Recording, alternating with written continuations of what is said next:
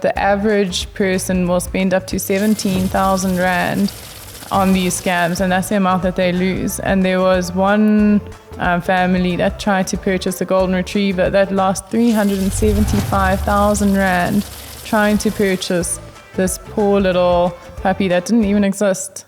Wow. So it is shocking the extent that these scammers are able to go to and see how emotionally manipulative they are. And as I said, they were sending me videos of loading little Mia into the carrier and her eating her breakfast. Welcome back to the Pause and Effect podcast. I'm your host, Dr. Carra, a dedicated veterinarian wanting to dispel the myths and provide credible information for pet owners.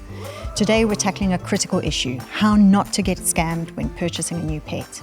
Joining me is Dr. Katie Edmonds, who has experienced this firsthand and is here to share her insights.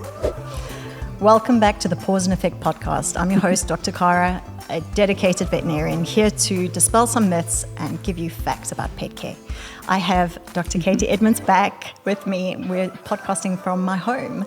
And welcome, firstly. Thank you for having me, Carra. I'm very excited to be back and to share this day with you and your viewers. Yes. We had a really great conversation previously about ophthalmology, which is eyes, and it was very well received. But I asked you back because we have something in common. And I discovered this very much in passing. Remember exactly where and when. We were passing each other in the corridor. Yes. And I discovered that you, like me, had been scammed. And this is something I lived with quite a bit of shame about, and I think we'll probably unpack this a little bit further. Absolutely. But it's quite a thing, and the more I am now reading about, the more common it actually is. So what I'm referring to is people wanting to take on a new pet, looking for them somehow, and we'll talk about that too, and not ending up with that pet. So the scamming of pets. Yes, absolutely, Carra. It's actually such a common problem that is happening all over South Africa and actually the world at the moment. The more research that I've done and that I've put time into looking into this horrible scam of when you're buying a kitten or a puppy, it's not only even limited to that, to horses, to a colleague of mine yesterday mentioned that trying to buy a rare breed of chicken, to all sorts of different animals and species out there, and you have to be so careful about how you go about it. So how were you scammed, Carra? So I'm also partly, and again, I talk about blame because you do blame yourself. You do. But I felt that I was to blame because as a busy person, and I think with issues of sort of wanting that instant gratification when you make a decision, particularly as maybe a busy professional, I'm making excuses for myself here. You want to find the path of least resistance to getting something. I think we're quite good at doing that as vets sometimes. Absolutely, we want to find a solution to something. And I wanted to take on a new pet. And I discovered, and fortunately, the red flag went off and I didn't get to the point of being scammed, but the experience left a really unpleasant taste. And it was devastating. Yeah, devastating, I can imagine. because you invest so much time and effort. So let's talk about your experience. Yes. So in our family, we've always adopted pets and rescued them, and it's been phenomenal. I've absolutely loved that growing up, and I always will continue to do that. But since I was probably 4 or 5 years old, I've always wanted a Bengal kitten. And after my last year of studying, I found myself my community service year. I had found myself in a position where I could finally get myself one. I had a home that allowed for cats and was able to, add it to the budget and all those responsible things that I thought I had all ticked and sorted. So I went online and I sifted through photos and videos and all sorts of things and found the most beautiful little Bengal named Mia. She was on a website at that stage called Angelica's Kittens. The website initially looked quite legitimate. At the bottom of the website, if you wanted to inquire about a kitten, you sent them your name, your phone number, and an email address, and then you'd wait. Now, I submitted all of that fairly late one night, and then the next day, as I woke up, I received a WhatsApp message saying, we're so excited to hear that you're interested in Mia. She's still available, but we're really desperate to get rid of her at the moment because our other cat is about to have a litter of kittens in the next day or two, and they honestly don't have enough space for them, which obviously pulled at my heartstrings. They did mention that they had Mia's brother as well. Unfortunately, I can't remember his name, his unfortunately untrue name, but they did mention that they would like me to take both, but fortunately I said to them no, because I only had the capacity for one cat at that stage, which they were a little bit pushy about it initially, but they accepted. Our conversation that we had on WhatsApp was mostly revolved around if I could take the second cat, my information about. They asked me for my name, my surname, my ID, where I lived, because they wanted to do a home delivery of the cat. On asking them if we could go and see the kitten first, they mentioned that they were all the way in Heidelberg. Mm-hmm. At that stage, I was in Cape Town, so I couldn't go up to go and have a look, but mentioned that we had friends that side that maybe would be able to. They then sent us a home address to go and have a look at the kitten, but unfortunately they were pushing us and saying that, they need to get rid of Mia today. So if possible, they could come quickly this morning to have a look, but they'd need to send her by this afternoon, which obviously wouldn't have been possible. So what we did is, by that stage, I was at work. I'd sent all my details. I was rushing in between consults, and they asked me to pay actually quite a very reasonable price for a Bengal kitten.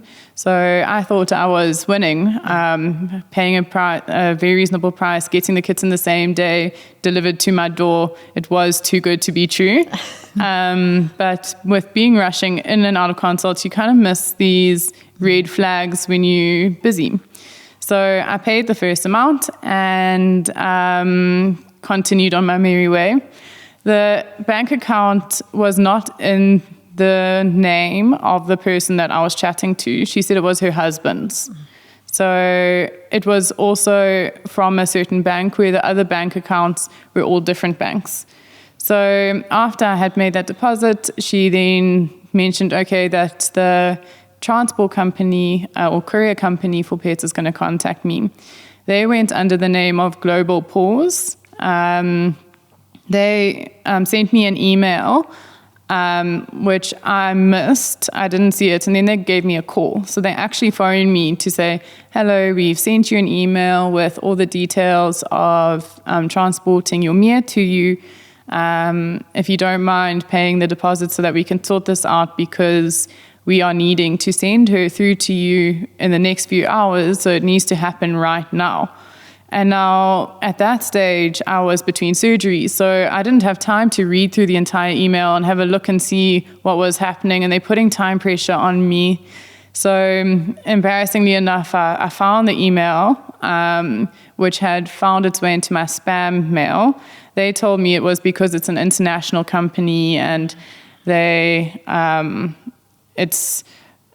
often end up in spam because it's not from an address that South Africa's accounts usually use, which is, now that I say it, or back then, now after I thought about it, it's absolute nonsense. But I didn't think much of it at the time because I was busy. And I was so desperate to get this kitten. I mean, I've always wanted her, and they, really play on your emotions. The whole time this is all happening, what I didn't mention is they're sending me photos and videos, and they even sent me a video putting her into the crate or into a carrier, but it wasn't, obviously it was a random cat that they found on the internet, and they obviously didn't show their faces in the video. You could just see their hands guiding her into the carrier. It was horrible. So I paid the amount for the courier company into a different bank account. And then suddenly started thinking that, sure, that was really reasonable for a courier company who's going to be flying her down last minute and delivering her to my door. The amount that they said was actually too reasonable. So I started getting a little bit of a funny gut feeling from then. Eventually, the last straw was they sent me an email saying, no, unfortunately, the carrier Mia's arrived and is not good enough. I need to make a 10,000 Rand deposit to upgrade the carrier. And if I would like, they're also happy to give her a super vaccine, which cures all diseases, for an additional 2,000 Rand, which unfortunately they must have forgotten that I'm a vet and know that there is absolutely no such thing. Welcome back to Just for Pets. You're with Dr. Carra. Hello, Doctor. It's Chanel the Persian. And, I can't seem to stop retching to get this hairball up. Are you on a special diet? Excuse me? Hairball control food will really help. And maybe some Laxapet. And lucky for you, Just for Pets have a big range. Well, how early can I get some? Order today and we'll deliver pronto. Wow, I feel better already. Justforpets.co.za. Vet approved, pet adored. Get it all to your door. Before we continue, let's address a critical aspect of pet care, gastric health. Introducing UltraPet's special diet gastric liquid care, formulated to aid pets during recovery from gastrointestinal issues. This versatile product boasts a balanced formulation with 31% protein, 9% fat, and 3% fiber, replenishing key nutrients essential for pets recovering from gastric issues. Featuring a delicious chicken flavor, it is highly palatable, encouraging pets to eat during recovery. I've had great success using this both with tube feeding and syringe feeding patients.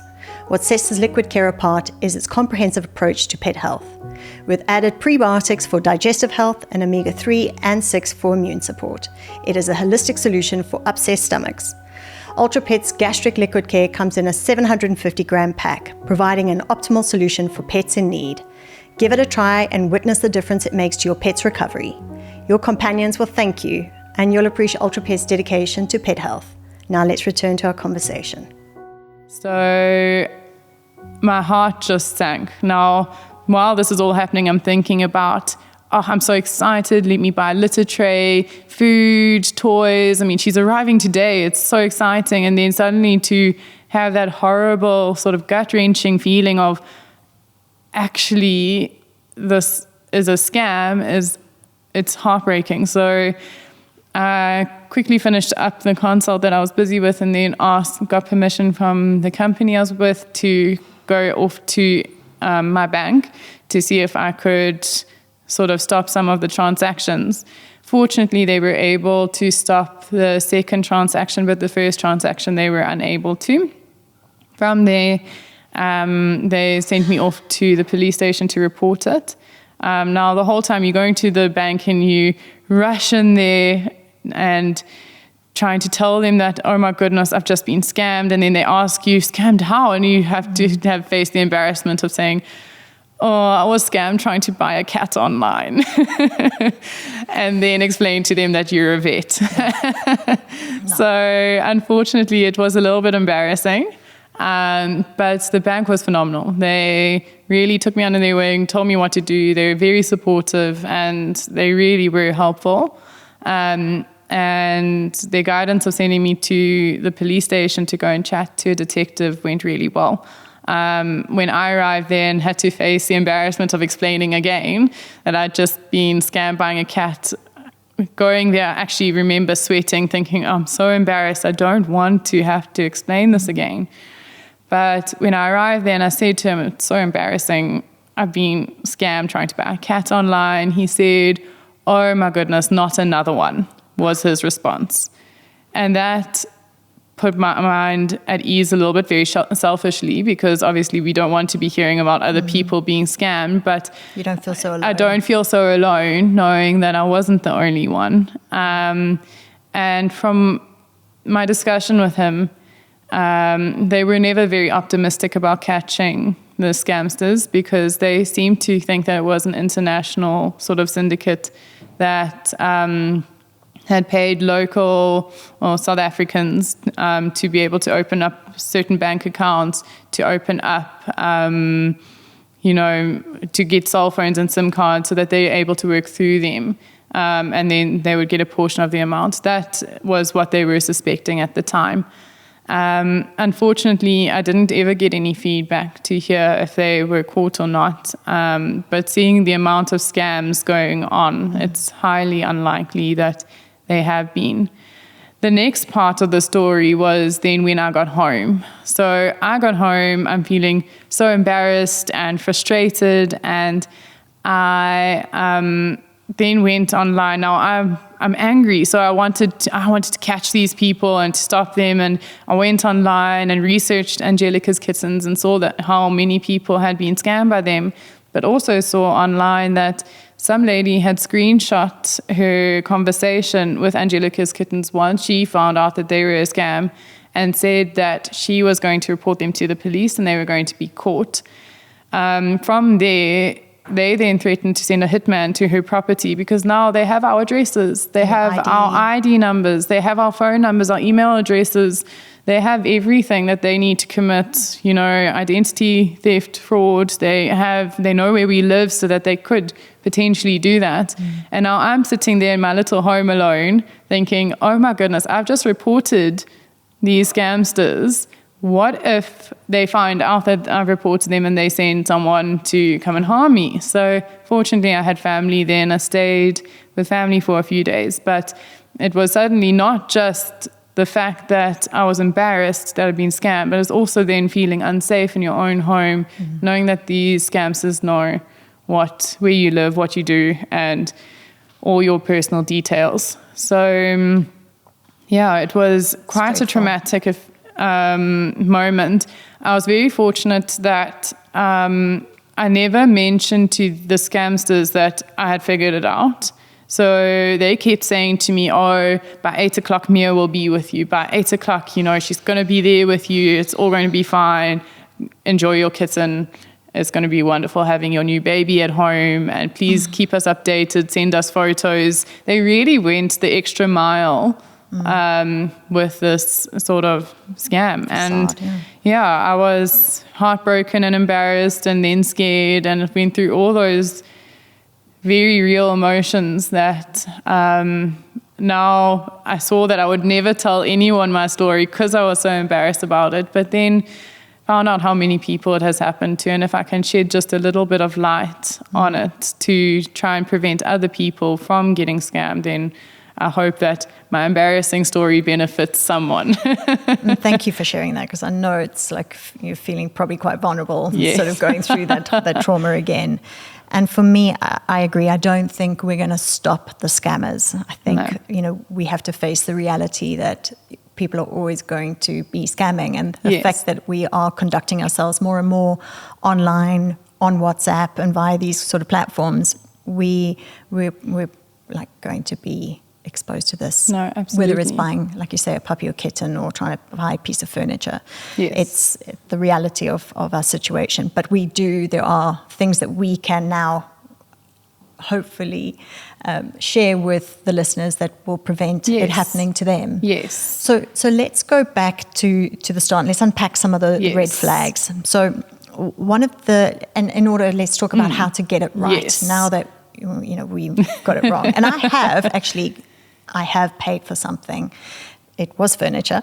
That was a scam. But we've all been there. So one of the things is that we want something to happen quickly. Yes. And from my understanding, in terms of the reality of taking on, say, like a Bengal, is that you very rarely are you going to find breeders with an available litter. Absolutely. That's so right. Of kittens. And if they are available, they're generally going to be sharing them on breeder groups. Yes. Which they all have connections on. So that it's kind of verified by other breeders. Absolutely. So the main platforms where you're experiencing these sort of scams is OLX, Facebook, Gumtree, a random Google search. Google searches, websites that Yes. bring up. And one of the big red flags for me in doing this is that they're immediately available. So Yes. that's what you said. They're immediately available, and then they put additional pressure on you to say that we want to do it today. Yes. And I urge people to take time and Yes. whilst they're excited, it's a normal feeling, like get excited, enjoy the process. Enjoy the Exactly. process of selecting your pet and getting it right, because not only is it risky, you want to be prepared. Exactly. Like see it as an Absolutely. opportunity to prepare the family, prepare the home. Yes. Rather than going like, this is actually happening. Yes. I understand because like you are, we're busy. Yes. We're busy individuals. And the fact that this allowed us to get something faster than we would normally without what felt like less effort. Much less effort, yes. And they're happy to arrange everything. And what always amazes me about these scams is it is more than just the kitten. Like you say, they pose as the couriers, and then it's upgrading to the right kind of transportation with ventilation and air Yes, conditioning, or yes.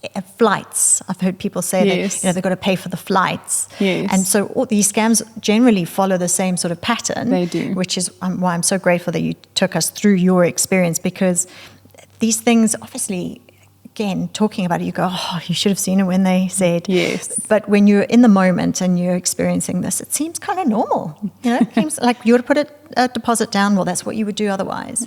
You've got to Yes. organise a courier. That's what you would generally do. So Yes. things do follow its natural It does. path. And you sort of think that because it's going so smoothly, it's meant to be. How lucky. This is the kitten of my dreams. It's coming into my life. And maybe it's just also a little bit of me being a bit naive to the situation back then. But it is. It's exciting and fun. And it's all those emotions and then also the rush added on top of that do contribute to it.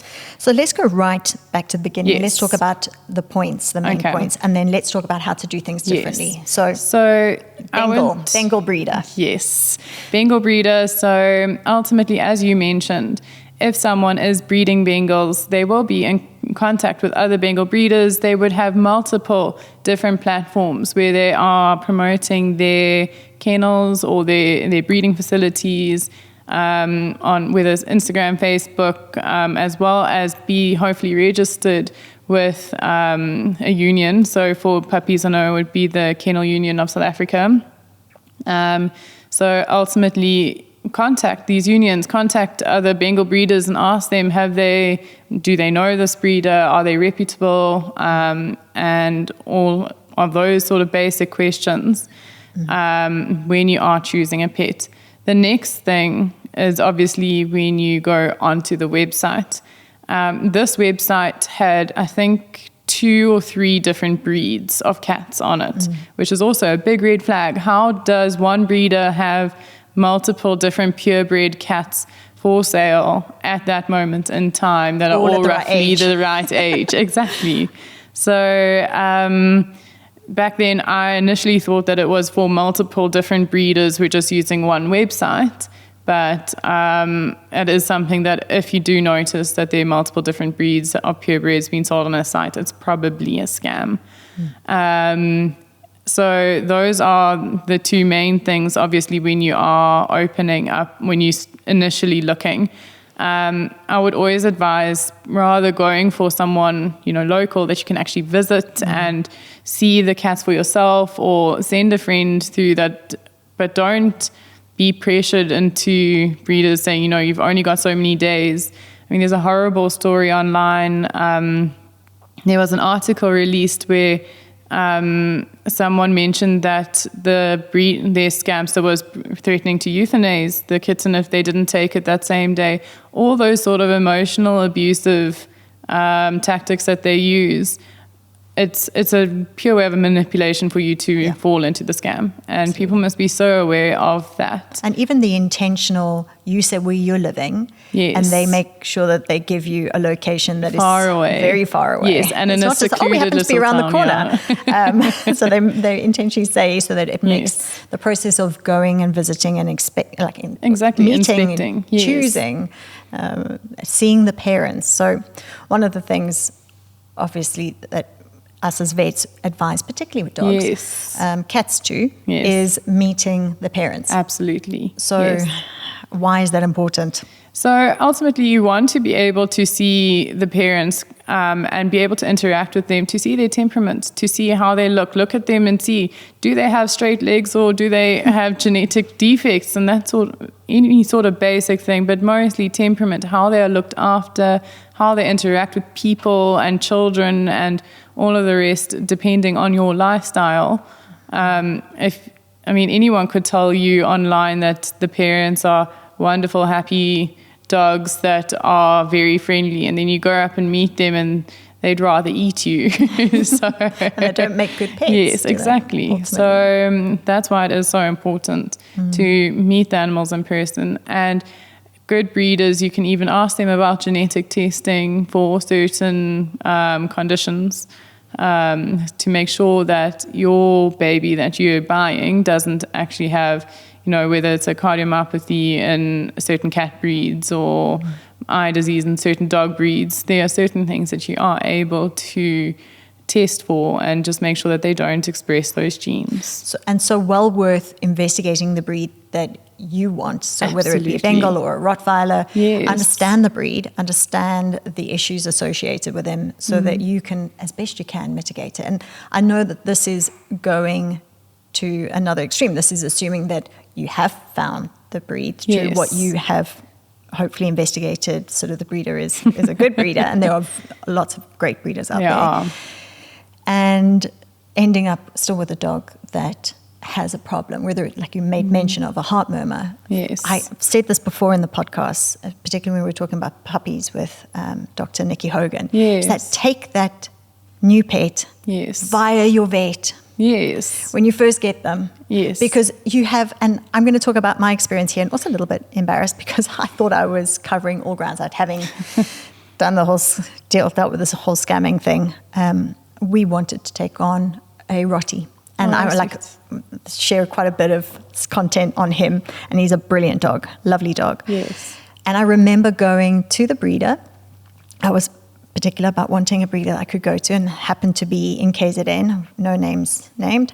And we had a parvo outbreak in our practice, and I'd been dealing with a parvo Yes. patient. So I was very aware that, like, even on our shoes and like hands, I didn't want to expose those new puppies. Yes, I mean, they had received some vaccinations, but so I did a very I'm inspecting the premises. I see the mum, I see the dad. We spoke about elbow x-rays, Correct. everything's hip Correct. scoring, all great. I see the beautiful parents, and great. Really thought I got it right. Like all the things put together. Awesome. And bring the dog home, not the same day, when they were ready.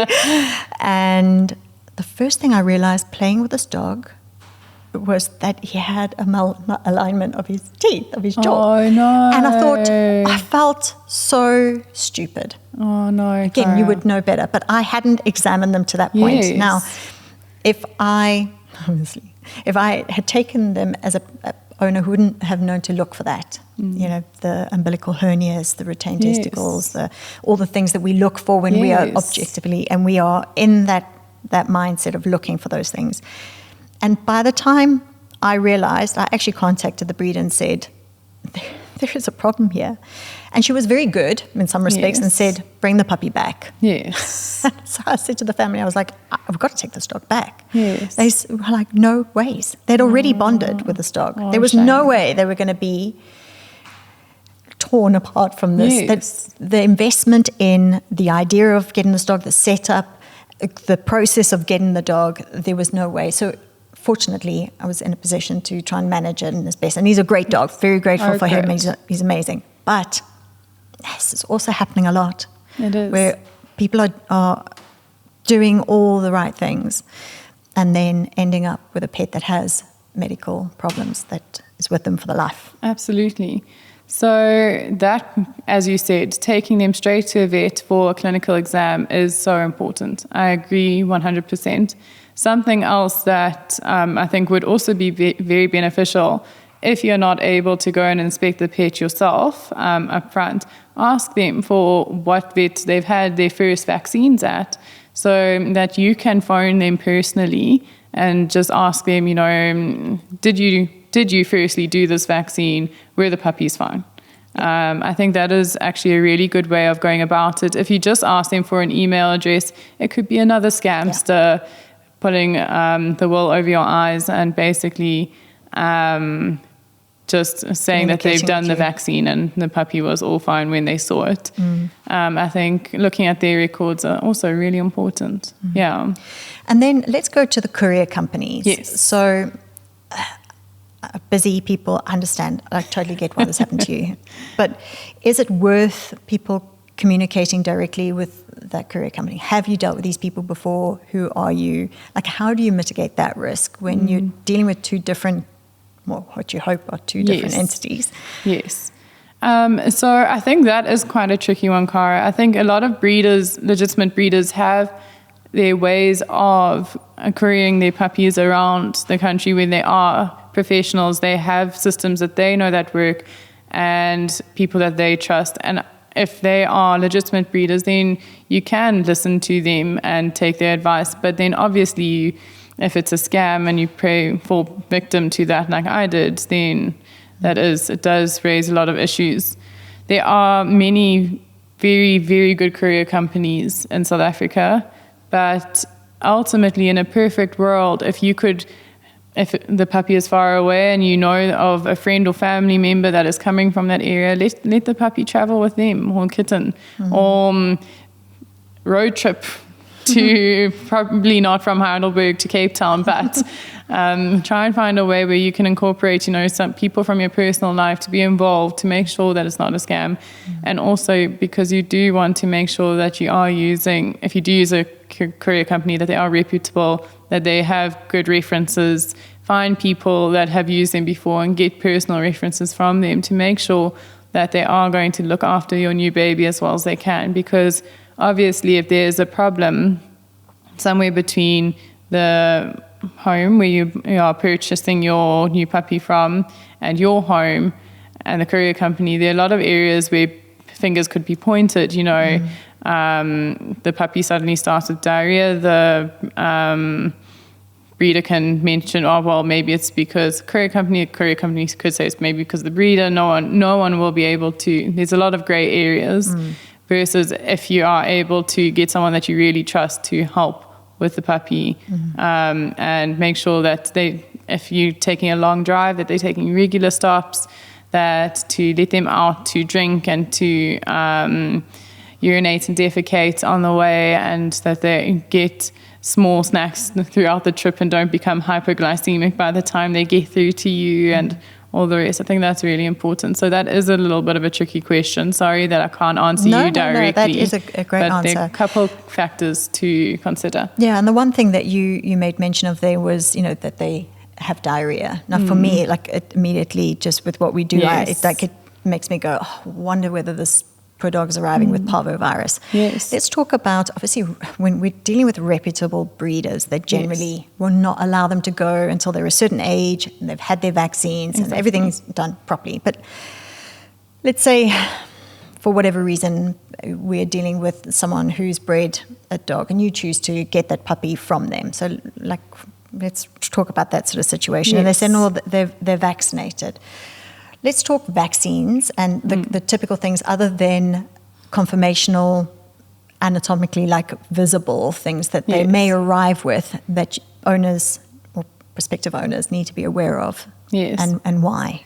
So when you are investigating a puppy or kitten that you're wanting to get, whether it's from a rescue, a breeder, or from someone, a family friend that has had a litter of puppies that they're needing to find homes for, you need to make sure that by the time, the recommended time to get the puppy is 8 weeks. By that stage, they should have had at least one vaccination. That vaccination should at least cover canine parvovirus and distemper, and they should have had multiple dewormers throughout their life as well.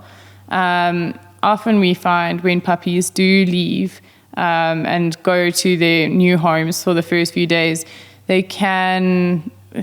you need to try and keep to their original diet from their previous home, because sudden diet change can cause obviously a gastro, which is vomiting and diarrhea. You need to obviously make sure that those vaccines are up to date, because we want to try and prevent disease as much as we can.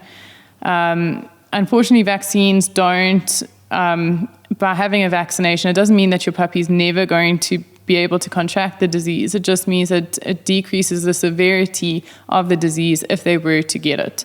So the more vaccines they have, that's why they have all of those vaccines every 3 weeks, to be able to give them the best immunity that they can possibly have.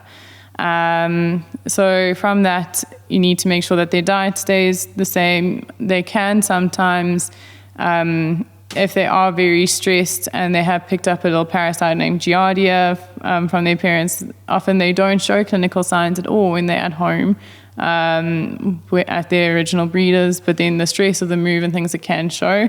So any kind of illness in a puppy, vomiting, diarrhea, should be taken and addressed by a vet sooner than later, because these diseases can really sort of snowball out of control, and then these puppies small, can, and they're tiny. They don't have the reserves to manage these even minor gastro upsets. I mean, you think, oh, it's just vomited tonight, it should be fine. Offered some food, it's not eating once off. I mean, that for a puppy, they can become hyperglycemic and actually end up having seizures and all sorts of scary things, and even dying. So rather always be safe than sorry, and make sure all of that is up to date. Yeah. So from what I'm understanding, you need to take your time. Yes. You need to do your research. You need to, even if it is communicating on these groups that will mitigate some of this risk, the breeder groups. I mean, I speak because I'm part of the Bengal one, so if you need a good breeder, I know one. They talk a lot. They talk about these scams. They will flag the names that you need to be aware of, that the current scammers. They want to protect their line. They want to protect their breed, and they're passionate about it. Yes. Like even down to having a discussion on diets, and having a discussion on current traits that people need to try and breed out or try and manage. They are happy to share that kind of information. Yes. So from what I'm understanding is, like, do your research, use online to your benefit, not to be scared and say, okay, look, we can't do anything, contact CUSA or whatever the equivalent is for cats, and then and then contact the breeder. Like, don't be scared of going online, but do enough research listen to your gut. Yes, absolutely. I think that is so important. As soon as you start getting that feeling in your gut that something's not right, rather be safe than sorry, and just put the handbrake on for a little bit and just think about it before taking the next step. And don't have anybody put pressure on you. Yes, absolutely. As soon as you feel that kind of pressure, you have the right to back off and just put some distance between yourself, because nobody would be talking and using emotive words like, adorable or like last one or rare or about to be euthanized as part of their language. Most of the time, these breeders have homes set up, and you're lucky if there is one. It will be a home that has fallen through. Not that I'm trying to give scammers any ideas, but that's going to be far more plausible than, this one happens to be around and you have to take it today. No, absolutely. So it's a process, and to take time and do your homework, and then take the support. Like often, there are other people who will know a reputable breeder, and then you can say, oh, look, okay, I've had a good experience with them. Yes. For example, I will not recommend the breeder that I got my Rottweiler from. Nice people, but not responsible breeding. Yes, and that's a different situation to being scammed. It still feels as painful because you're still managing the longer term consequences. So. Yes. And I mean, at the end of the day, a lot of these scams are based around purebred animals, where people are willing to pay quite a significant amount of money for these pets. And all of these pets are, priced below market value. So you always think, oh, this is such a deal. On that same article that was published last year, May, about these scams, they mentioned that the average person will spend up to 17,000 Rand on these scams, and that's the amount that they lose. And there was one family that tried to purchase a golden retriever that lost 375,000 Rand trying to purchase this poor little puppy that didn't even exist. Wow. So it is shocking the extent that these scammers are able to go to. And they know what they're doing. Yes, they really do. They're well practiced. Yes. And for people that haven't ever been in this situation, I know they might think, oh, it's so silly. There were so many red flags. But until you've actually been in the situation, then you actually see how emotionally manipulative they are. And as I said, they were sending me videos of loading little Mia into the carrier and her eating her breakfast and all those sort of things. But things that I would do differently in the future is a video call. I think that's really important, that if you aren't able to go and see the pet for yourself, don't just rely on little video clips. Give them a video call. Make the breeder show you the mother, the facilities they're in, the other kittens, if there are other kittens or puppies. And that way you meet the person, and you'll often find that most scammers won't commit to that. No. Apparently, most scammers also don't talk on the phone because if they have an accent, it'll give away that they're not from the country that you're trying to purchase the pet, and you'll know immediately.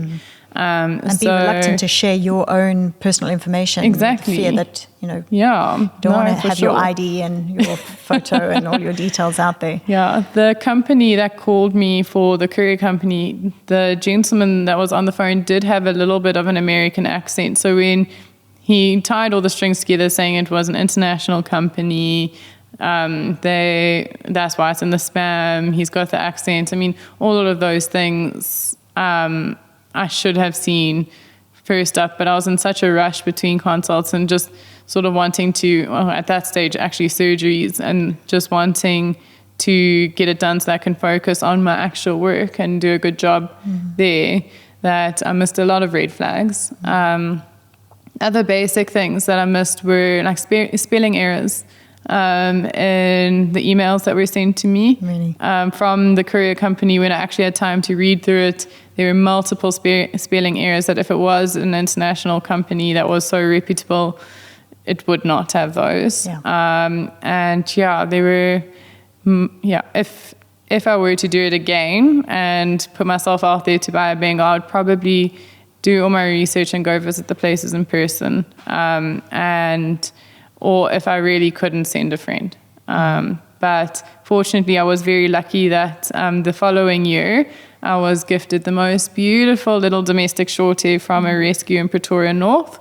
And she is the best thing that's ever happened to me. So I didn't quite get my Bengal, but I think the compromise was just so good. And I think that's a really lovely ending. Yes. And I think what people need to realize is that there are rescue organizations that end up with these puppies that are purebred. So if you are really insistent and you're patient and you're prepared to wait, that breed will probably come along. Exactly. And I mean, I know, being part of the Bengal group, that there are people looking for homes. They may be a little bit older than you anticipated getting a kitten. Yes. Kittens are hard work, let me just say that.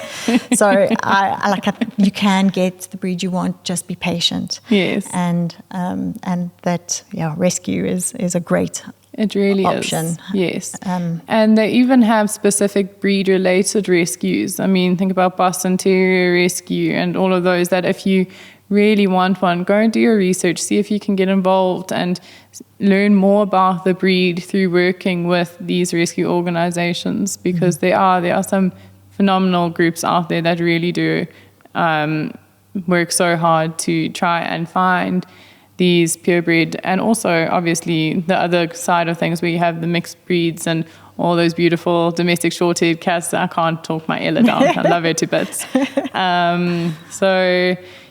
are so many places that you can trust, but you do need to, as you said, take a step back, take your time, and just make sure that you're committing to the right pet at the right time in your life. And my final question to you, what would you say to other people who have been scammed? That you're not alone.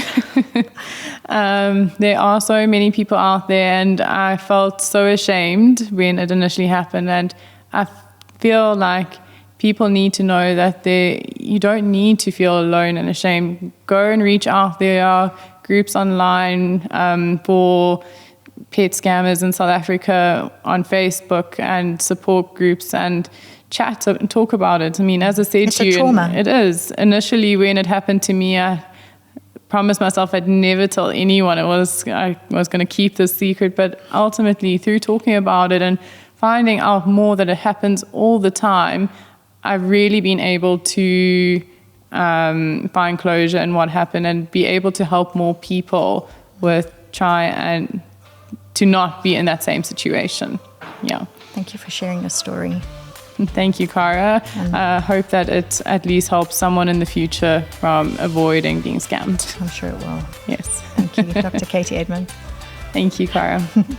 Thank you for tuning into this episode. If you found this information helpful, please be sure to check out our previous episodes and stay tuned for more valuable insights. Follow us on your preferred podcast platform, leave a review, and comment with any questions you may have. Until next time, take care of yourselves and your beloved pets. And don't forget to give your pets a hug from me. We have an exciting announcement to make. We are looking for guest speakers who are passionate about the pet industry and sponsors to support future episodes. Are you an expert in pet training, nutrition, or behavior? Maybe you're a veterinarian with insights to share, a pet store owner with unique experiences, or a pet product inventor. We want to hear from you. The Pause and Effect podcast is a platform for industry professionals like you to showcase your knowledge, experiences, and stories.